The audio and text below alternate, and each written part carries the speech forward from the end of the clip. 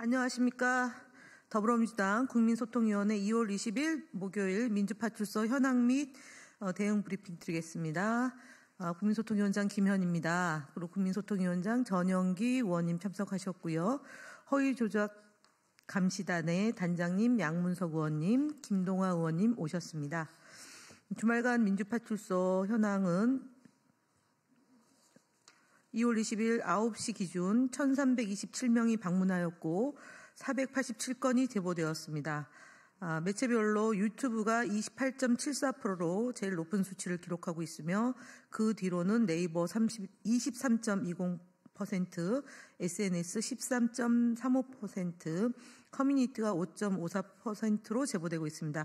주요 제보 내용에 대해서는 김동화 의원이 발표하겠습니다.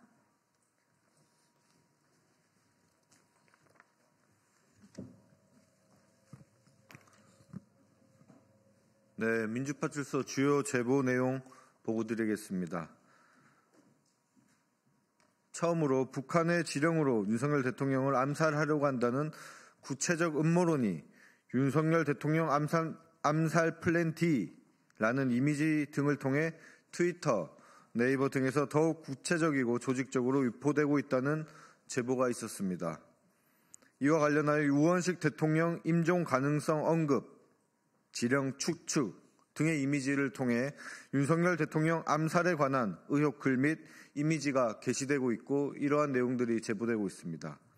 다음으로 공수처 관련 허위사실이 네이버 등을 통해 유포되고 있다는 제보도 있었습니다.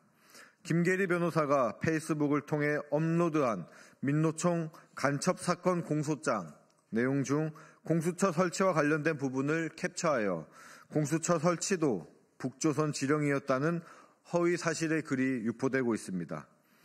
이러한 제보를 바탕으로 적극 대응한 결과 우리 민주파출소 출범 이후 네이버 등 국내 포털 플랫폼 관련 제보 건수가 감소하고 국내 주요 커뮤니티에서의 허위조작 정보 유통 범위가 축소되는 등 허위조작 정보 유포 세력의 활동이 위축되는 효과가 나타나고 있습니다.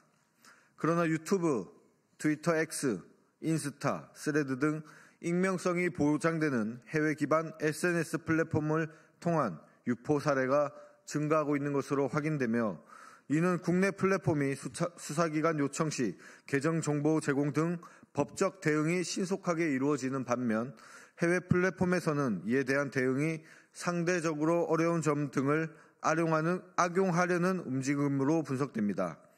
이에 따라 향후 민주파출소는 해외 플랫폼에 대한 모니터링을 강화하고 대응 체계를 마련하는 한편 해외 기반 허위 조작 정보 유포 계정에 대한 집중 감시 및 법적 조치를 검토할 필요가 있습니다.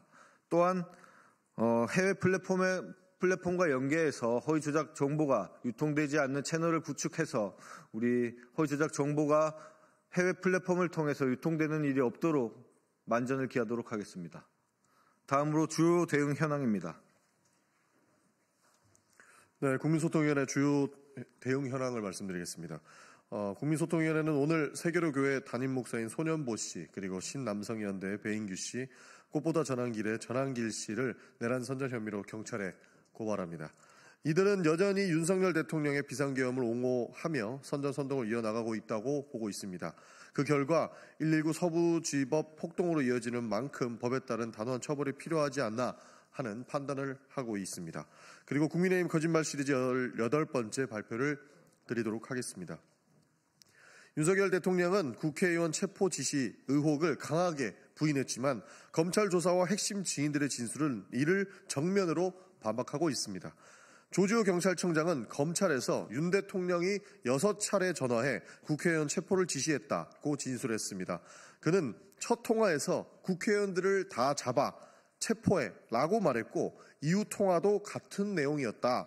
대통령은 격앙된 목소리로 체포를 지시했다고 밝혔습니다. 또한 국회 봉쇄 해제 지시는 받은 적 없다며 윤석열 대통령의 주장을 부정했습니다. 반면 윤석열 대통령은 지난 2월 18일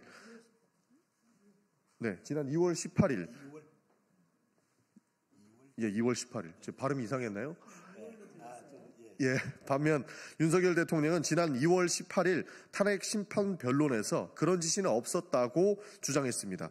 하지만 검찰은 군 관계자들이 국회 투입을 사전에 알고 있었다는 정황이 담긴 통화 녹취를 확보했습니다. 결국 대통령의 해명은 검찰 조사 내용과 명백히 충돌합니다. 조지호 경찰청장의 증언과 검찰이 확보한 군 관계자의 녹취는 대통령이 국회의원을 체포를 직접 지시했음을 뒷받침한다고 볼 수 있습니다.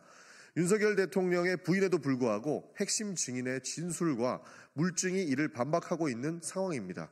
단순한 기억의 착오가 아니라 국회의 기능을 정지시키려는 명령이 실제로 존재했는지에 대한 법적, 정치적 판단이 필요한 사안입니다.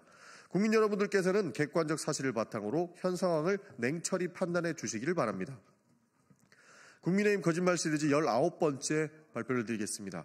최근 2월 16일 국민의힘 신동욱 수석 대변인은 이재명 더불어민주당 대표를 겨냥해 검사 사칭 주장을 재차 꺼내들었습니다. 하지만 이는 이미 법원 판결로 사실관계가 분명해진 사안을 왜곡한 것입니다. 2002년 이른바 검사 사칭 사건은 PD가 취재 과정에서 검사 행세를 하면서 벌어진 일입니다. 법원 역시 이 대표가 검사 사칭을 직접 지시한 적 없다고 판단했지만 취재에 관여한 정황을 근거로 공모 혐의를 인정해 벌금형을 확정했습니다. 즉, 이 대표가 실제로 검사를 사칭한 적은 없었다라는 뜻입니다. 그럼에도 국민의힘은 마치 이 대표가 검사를 사칭한 것처럼 프레임을 만들고 있습니다. 특히 2018년 지방선거 과정에서 허위사실 공표 혐의로 기소되었다가 무죄 판결을 받은 사안과 2024년 위증교사 혐의 사건 또한 무죄가 선고되었음에도 불구하고 이미 종결된 사건을 다시 거론하며 검사 사칭이라는 낙인을 찍고 있습니다. 결국 국민의힘의 주장은 법원의 판결과 명확한 기록을 무시한 채 이재명 대표에게 검사 사칭이라는 이미지를 덧씌우기 위한 정치 공세일 뿐입니다. 객관적인 사실을 비추어 보면 이재명 대표가 직접 검사를 사칭했다는 말은 명백히 과장되고 왜곡된 프레임입니다. 국민 여러분들께서는 이미 사실관계가 드러난 사안을 다시 끄집어내는 정치적 의도를 분별하시고 객관적 사실을 바탕으로 상황을 냉철히 판단해 주시기를 바랍니다.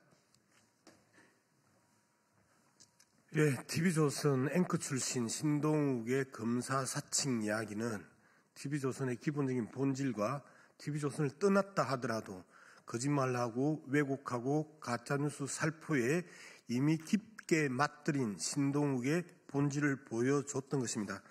검사 사칭에 대한 이야기에 대해서 우리는 진작에 다른 고민으로 대응하도록 하겠습니다. 윤석열 대통령의 탄핵 심판 변론이 이제 막바지에 이르고 있습니다. 그동안 국민들은 대통령과 국정 책임자들의 반복되는 모순된 발언과 거짓 해명에 실망과 분노를 느껴야 했으며 국정을 책임지는 자들이 진실을 은폐하고 국민을 기만하는 모습을 보면서 깊은 자괴감에 빠지지 않을 수 없었습니다. 이제라도 더 이상 국민들에게 실망과 혼란을 안겨주지 말고 최소한의 도리로서 진실을 말해야 합니다.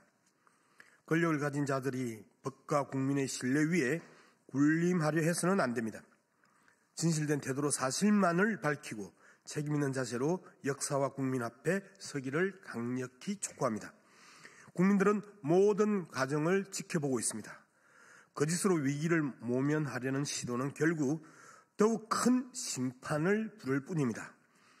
윤석열 대통령과 관련 인사들은 더 이상의 회피와 변명 없이 오직 진실된 마음으로 사실을 있는 그대로 밝히기를 촉구합니다. 고맙습니다.